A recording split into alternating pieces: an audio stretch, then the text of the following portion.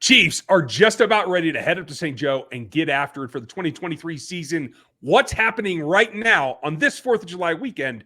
Check it out today on Locked On Chiefs. From the land of the free and the home of the Chiefs, this is the Locked On Chiefs podcast. Welcome back, friends and neighbors. Yes, 4th of July weekend is going all the way till Wednesday now. That's what I've decided because Matt Derrick is here from ChiefsDigest.com, and I have to wait till Wednesday, so I'm calling that a weekend. Welcome. Thanks for making us your first listen. Make another Locked On show your next listen. Maybe the draft show, maybe the NFL show, maybe the Raiders. Maybe you want to know what's going on with the Bills or the Patriots or all these teams that have rumors floating around them. Check out those shows as well because we're here on YouTube as well as Spotify, Apple, all the audio platforms. We're here 5 days a week all year long. You everydayers know that, but if you want to become an everydayer, they call themselves locos on this show. Get like, sub, and hit that bell here on YouTube as well as the audio platform. So we're going to get into it with Matt here about the topic of the day, and that is preparation now that we are past the holiday. I'm Ryan Tracy, the founder of Rogue Analytics and Performance Consulting, NFL33.com, as well as RGR Football.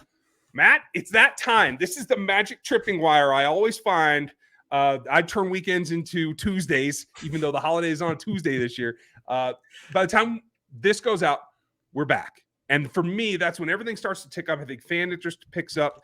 This is where players should be back from their vacations and everything. For the most part, right now, you got the golf match out of the way.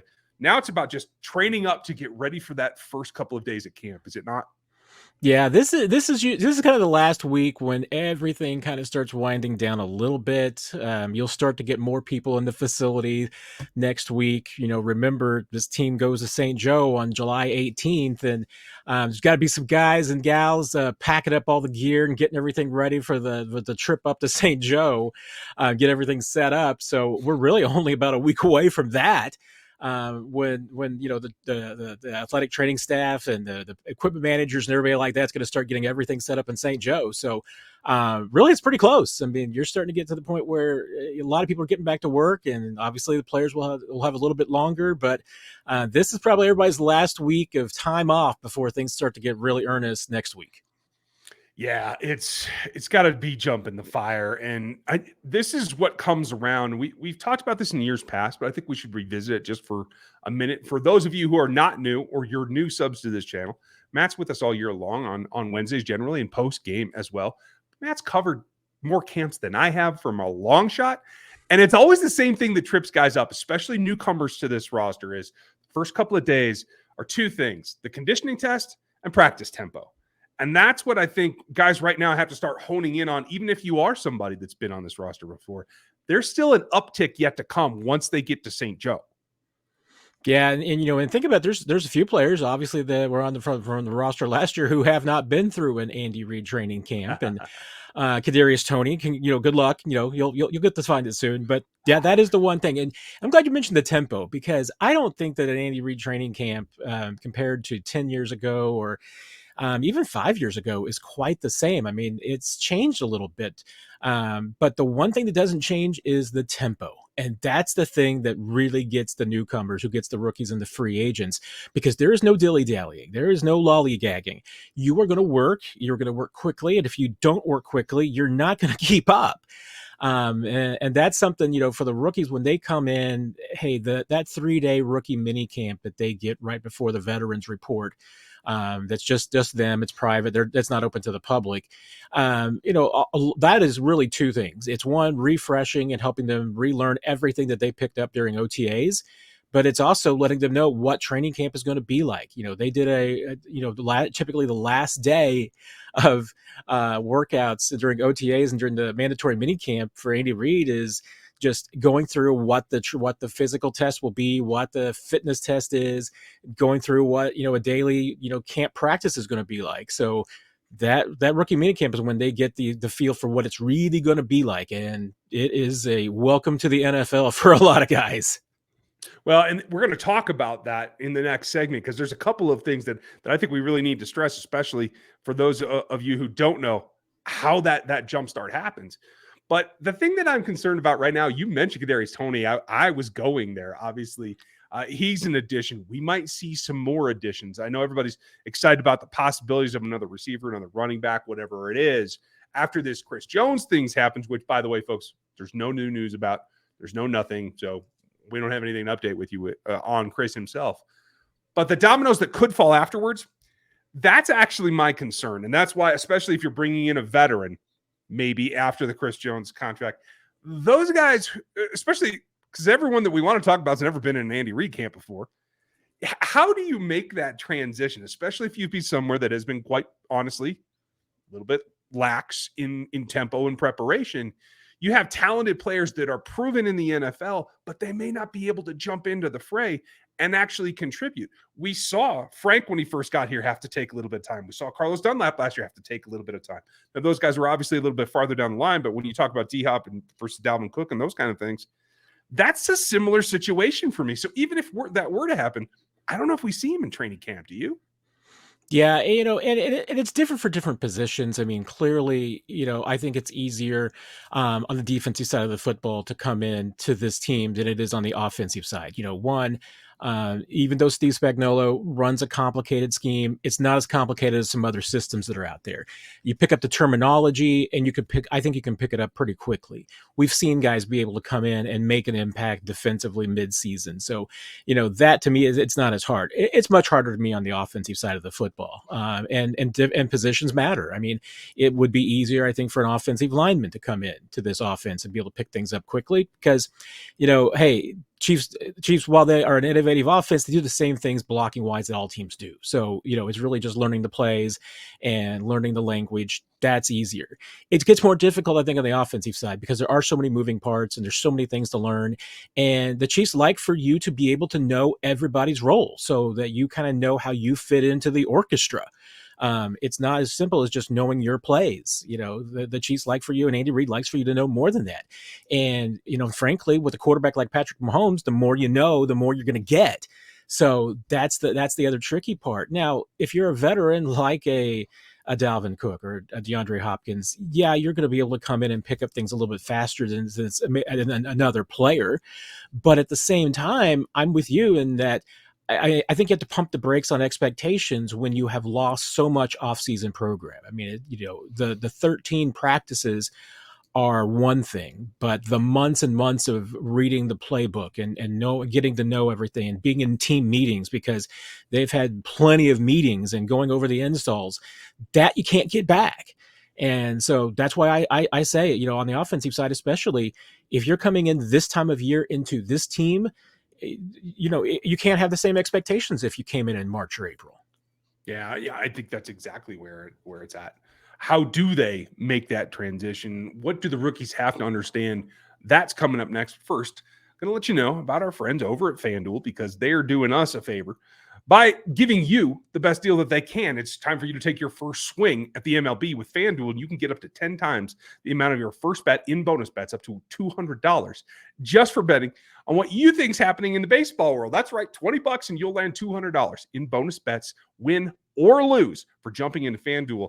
That $200 is pretty easy to get to, especially if you're betting averages, if you're betting errors. I just saw two the other night against the Rockies. That was kind of fun. You can bet the money line or anything else in between. It's all on the app, and it's super safe and easy and simple to get into. You get paid instantly, and that's a nice bonus. There's no better place to bet on the MLB or get into the action than FanDuel, America's #1 sportsbook. You can do it at FanDuel.com/lockedon. That's right underneath me here on YouTube. And that's how you can get that $200 in bonus bets applied to your account once you get signed up. That's FanDuel.com/lockedon to get in the action at FanDuel, the official online betting partner of Major League Baseball, the NBA, and your NFL. They're into everything. I don't know enough about baseball to get into that. But what I do know is that I am betting there will be a couple of rookies that have to face some of the music when they get in here, especially the draft picks. There's expectations. And we started to talk about the preparation aspect, going over at the end of mandatory minicamp about what's going to happen initially. That comes back to one of the tenets that I just am putting up. It should have hit today as well over on NFL33.com. Like, how does a rookie meet expectations? And the first thing is professionalism for me, in being prepared, making sure that you have followed everything that you just saw in mandatory minicamp, and you've gotten yourself into the acceptable shape that you have to be in to pass these hurdles. I think every now and then somebody slips through the cracks. And I think we've seen it in Kansas City. There was a second-round pick during the John Dorsey area that didn't make this roster because it wasn't prepared. And that's what I keep coming back to. I don't think that's a concern these days, but maybe it's the agents, maybe it's the teams, maybe it's the communication. I don't think that's something we have to worry about in Kansas City. Do you? I really don't. I mean, typically at this point you've done enough research and vetting on these candidates and these players that you feel pretty good about them. And with the Chiefs, players in their draft class this year, I mean, I can't say there's anybody I can really point to and say, okay, well, this guy looks like maybe there's a red flag there that you should be concerned about. Because to your point, one of the things Andy Reid always talks about is that you learn in that rookie mini camp on day one who read their playbook and who did their homework during the break and who didn't. And if you didn't do your work, if you weren't studying your playbook and you weren't going over your notes from OTAs, it is going to be revealed in about the first 5 minutes of that rookie minicamp. And you are going to be in the doghouse. And then you're just going to have to be fighting your way out of it. And you're right. I mean, that can put a rookie behind the 8 ball from the very beginning, even if they're just a little bit behind, because as a rookie for this team trying to win a Super Bowl, that's what they're trying to do. They're not just trying to go 500 or expecting to go 4-13 in a rebuilding year. You're expected to come in and contribute to a world championship team. And you can't do that if you're behind on day one. So that's the challenge for these rookies, is to understand what they're walking into, what the expectations are, because if they don't get that, if they haven't understood that already, they will get a rude awakening to that on July 18th. But more importantly, their whole rookie season will be uphill if they start out behind. Yeah, I agree. And I think one of the stories that I want to follow up on is last year's class, all the DBs that were in that draft class in particular, that came in and studied together and roomed together and spent all that time so that they could be on the same page. That, to me, is exactly what you're looking for, that self-starter mentality, the ability to put in that extra time. Now, this year's class, especially of draft selections, but the class in general, is a little bit more hodgepodge. There's not such a concentration in any one position group. So what does that lend itself to? It comes into the second part of what I think is really key to a rookie success, and that is being able to, be comfortable approaching the veterans at your position group, whether they're a designated starter or a guy that you're expected to beat out, but to have that communication problem. And some guys are comfortable with that, some guys aren't. But being able to pick the brains of the vets at your position group is key, particularly in a defense that has been known for slow starts. And there's going to be some pressure this year, given the early schedule that they have to perform. And I think that's going to be something that I'm going to watch for stress on this rookie class. Yeah, and I think this is fortunate to a degree, because I don't think the Chiefs obviously went out and forced some of these things. Some of it they did. I mean, give them some credit. They went out and got Justin Reed, who is an incredibly smart player, really does like his teammates. I mean, he's a very, they like to say giving player. He's very approachable. He will help guys out. I mean, he is a good player to have in that leadership role as the true veteran of that secondary, because hey, guys aren't afraid of him. I mean, they will go up to him and ask questions. He will gladly give advice. Tyrann Mathieu was that same way too. So the Chiefs have been fortunate to have a couple of, veteran leaders in that secondary who were true mentors. And then I think it helps out, for Chamari Connor and then Nic Jones, that all the guys around them are young, that they are, guys who, have been through it, and, they don't feel maybe like they're super intimidated that these are, 6-year veterans. I mean, they're kind of all in it together. Even the second-year guys are still learning. And most importantly, I think the Chiefs are really fortunate to have a couple of guys in this group, namely Trent McDuffie and Brian Cook, that they're accountability guys. I mean, you can already get the sense that these are two guys that if you're not in your playbook, if you're not paying attention in meetings and you're a rookie, you're in another class even, these are two guys that'll hold you accountable. And when your peers are the ones holding you accountable, that helps just as much as if a Justin Reed or a Jarius Sneed is doing that to you. So I think hey, we know that they've got a lot of self-starters on this team, people who do and are able to motivate themselves. But I do think there's something to be said, because I think we saw it last year. I mean, that rookie class, they got along really well together, but at the same time, they were competitive and with each other. And I think that's what made them better throughout the year. I agree. And I think everything's earned. And I think last year's class is a great example of that. What is a meritocracy? And that is simply that if you perform better, you're not getting that veteran nudge just because you happen to have some years in the league. If you get outperformed, you get outperformed. And that leads to some battles we're going to talk about in the next segment. But I think that makes every team harder and more seasoned. And the steel on steel analogy that we always use, I think that helps, especially when you get a veteran group on this roster that has been through, 4 straight postseason runs that have tallied nearly half an additional season in that same time. I think that's really key of getting those young guys, the rookies, to fight for their spots and come along. Do you see any problem with that? Is there any outliers that I'm not thinking of other than, the superstars and Jones and Kelsey and Mahomes that are just what they are? No, I don't think you are missing anything. I think that it makes a lot of sense. And that's one thing that, is different with, I think, this group of rookies is that I'm not sure there's anybody that they're really pointing to and expecting, okay, we need this person to come in and be an impact starter immediately. There's nobody I think that's really in that group. There's going to be guys that they're counting on. I mean, sure, they would like for Felix to be able to come in and make an impact immediately. They would like for Rashee Rice to come in and be able to make an impact. But they don't, it's not a situation where, things are going to fall apart if these guys don't. So, I think that this year's class probably has a little bit more of protection than maybe last year's group did, because especially with the secondary, because we knew that rookie class was going to get some pressure put on it. And then the injuries put even more pressure on them. So there was a little bit of trial by fire by that group this year. And maybe this year the same thing happens. I mean, maybe injuries pop up again and some of these young guys have to play immediately. So we'll see. You never know you can't control that. So you never know what's going to happen, but there should be more of a safety net for this year's rookie class than there has been. And I think that the Chiefs, drafted a little bit like that, because I see some guys like Felix and BJ Thompson and maybe Nic Jones fits into this too. Connor might fit into it a little bit as well. Maybe Rice does, of guys that just need more time this season, who just need maybe don't need to be playing immediately, but a year of redshirting, probably not the right word, because some of these guys are going to play a lot, but getting a chance to acclimate themselves without being full-time players and being able to play a role in year one would probably benefit them.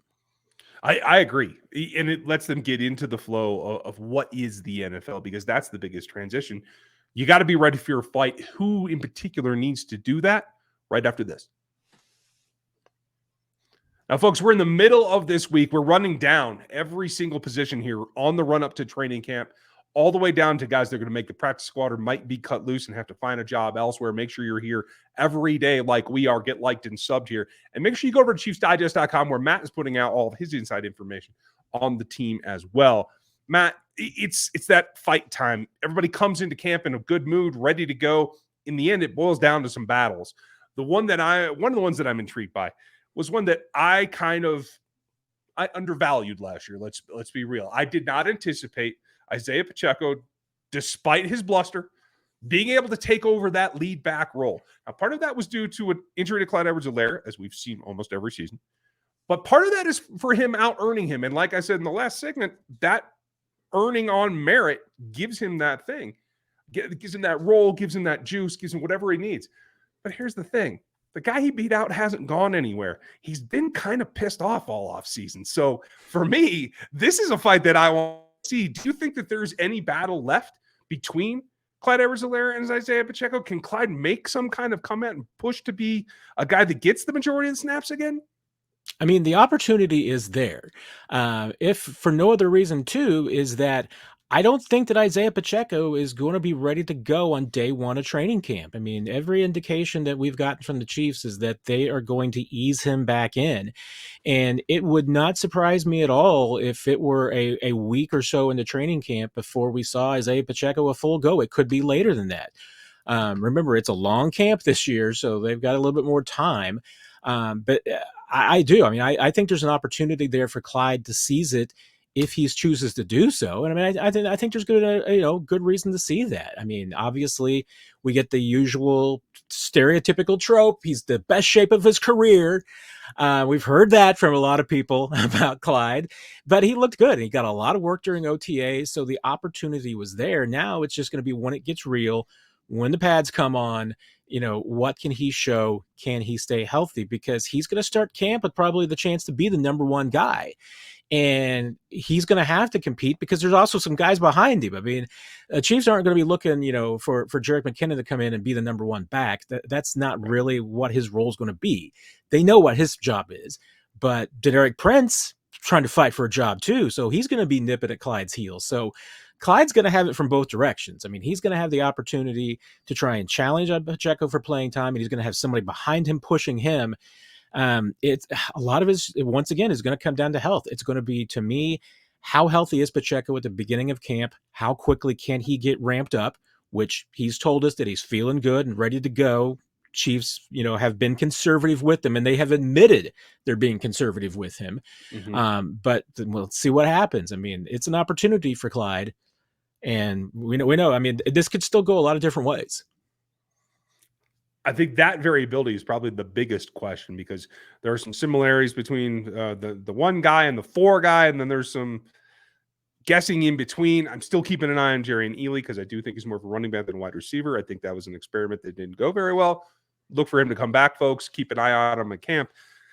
A couple of other battles in particular for me that I'm keeping an eye on, because I have a tendency to rely on Andy's median for his wide receiver position, which is right about 5'11" and 205 pounds. So I think it's Justin Watson, Justin Ross.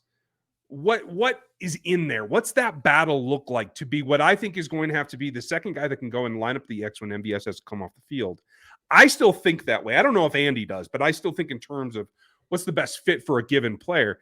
That's one of the battles that I'm really interested in, because we know the upside for Justin Ross if he can be healthy. The fan base is crazy for Justin Ross right now. Is this something that we have to watch day to day, or do we really need to take a snapshot at the beginning and take a snapshot, say, at preseason game number 2 to see what the progression is through camp?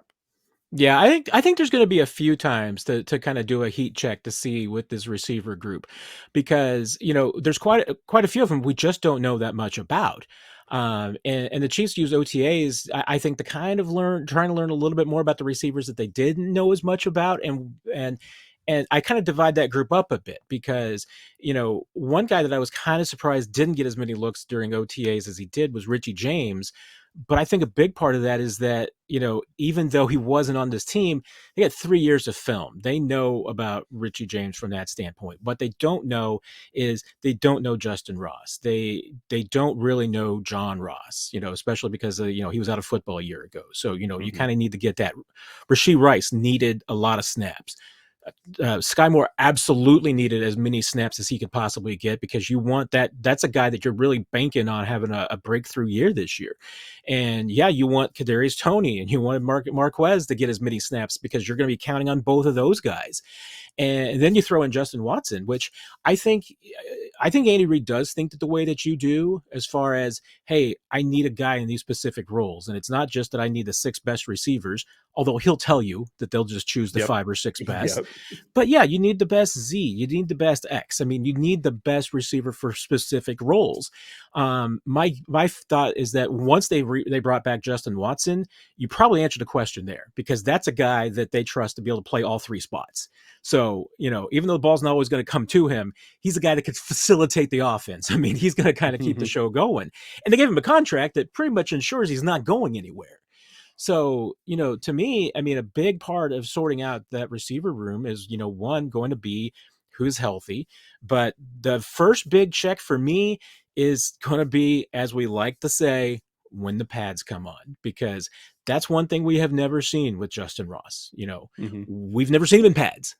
We've seen him in college in pads, but we have not seen him in the NFL at that level. He hasn't reached that point yet. So that's going to be a test. It's going to be a test for a lot of these guys. And that's why, I still think that there's 9 players who have a legitimate chance to make this roster. And, when you're sorting out the receiver position, you're also calculating in who's going to be your kick and your punt returner. So there's probably going to be at least one of those positions, if not 2, that are one specifically on special teams. So, there's a lot to decipher and to break down there at that group. And that's why, I could make a case for saying that there's 5 guys who have a job on this team already at receiver if they're healthy. I think the Chiefs will keep 6, but I think that's going to be a dogfight for that last spot. Oh, see, I'm glad you bring that up because I was just going to ask you point blank. I think they keep 7. Am I crazy or is that a real possibility? I've been trying to figure out a way to make it work, and I haven't. Mostly because you come down to you're probably, especially with not keeping a fullback this year, you're probably going to keep 4 tight ends. You got 4 that you like if they're all healthy. And oddly enough, I mean, it gets down to I agree. I think that's Matt's way of stopping me before he has to tell me that I'm wrong, but that's okay. no, but then I'm there's going to stick at the 7. I mean, And we'll see what he has to say. how many next time, offensive folks. linemen? Thank you for being with here. We'll get Matt reconnected and he'll be back next week. Check out Chiefs Digest for all that he can give you. Oh, as he does reappear. That was a nice timed descent there, buddy.